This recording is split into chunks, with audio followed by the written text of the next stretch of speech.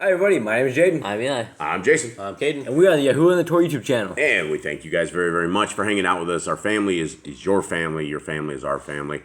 And we truly do love you guys very, very much and appreciate the time that you guys spend here. And the discussions that we have are extremely valuable, not just to the folks that are out there, but also to us. Because all of these lessons that we put together are lessons that are applied to all of our lives. And as a people, we are in a world of complete darkness. We are in a complete world of fallen state. We are in a complete world where Hasatan, who most know him as Satan or the devil, is in full control. And we're in a world right now that is a dying world.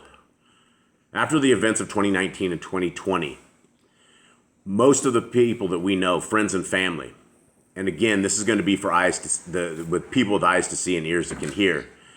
But after the events of 2019 and 2020, the regular deaths that we've seen in the world, that were just regular deaths, are up 45%.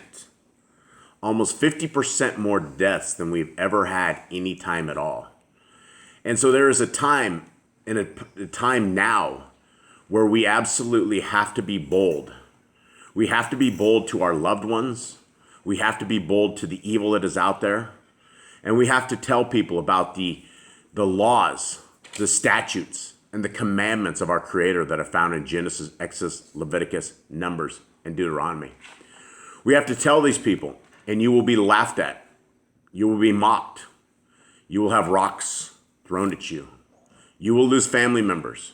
You will lose employees and co-workers and people that will laugh at you, that will say, oh, you're holier than thou. Oh, this is all about religion.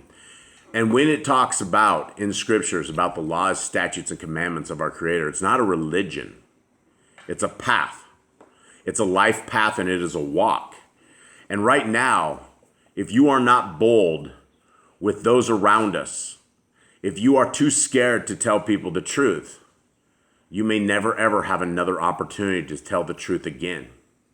So in the face of laughter and scorn and the truth, we must be bold to those around us. And we can't be shy. We have to understand that the Ruach HaKodesh, or those who call him the Holy Spirit, which is the power of our Creator, he will embolden us. It will embolden us. It will give us the words that we need to speak and the courage if you do not have the courage. But in this dying world where we don't have a tremendous amount of time left, a lot of those around us, it is now this time to do it. And we could take this example from one of our forefathers, and his name was Stephen. And comes from the book of Acts. This is Stephen's words to those who murdered our Messiah. Acts 51. Acts, what are we at here? Acts what? We are at Acts 7. Acts 7, verse 51.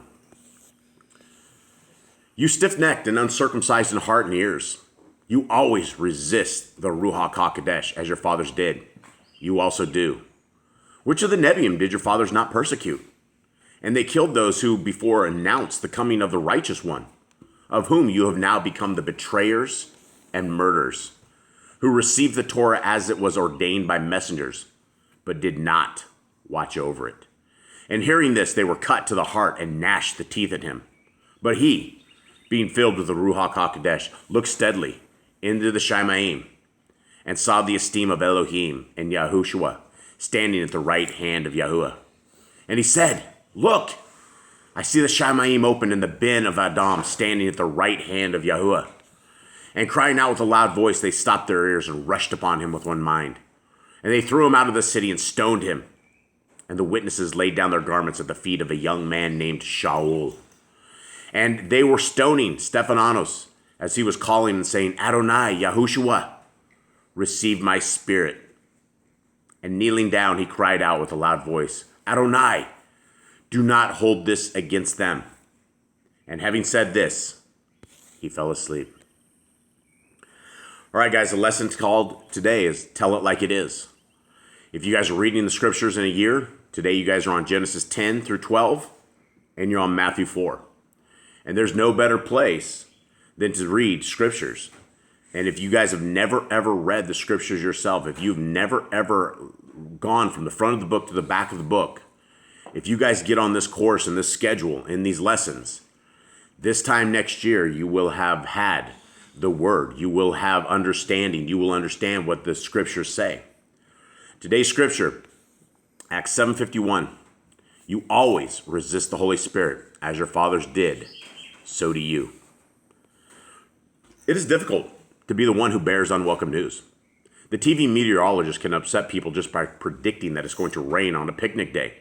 It's not his or her fault. Yet the forecaster still takes the heat for bringing the message. On a much more serious note, when Stephen addressed the religious leaders of Israel, he incurred their wrath because he boldly told them the truth about themselves. He criticized their ancestors and implicated the whole council in the murder of Yahushua. Everything he said was true. So what did they do with this indictment? They gnashed at him with their teeth. They threw him out of the city and put him to death because he told the truth. Stephen died under a barrage of stones. When we speak out for purity, righteousness, and holiness in a sinful, pleasure-loving world that seems destined to self-destruct, we too will be criticized. But no matter what happens to us, we can call on Yahuwah, as Stephen did. We can take comfort in knowing that we belong to him, that ultimately he will vindicate us. As Yahuwah's people, let's pray that we will have the courage to tell it like it is. Father, give us courage to speak out against the evils of our day. For only when the truth is known can sinners choose the better way.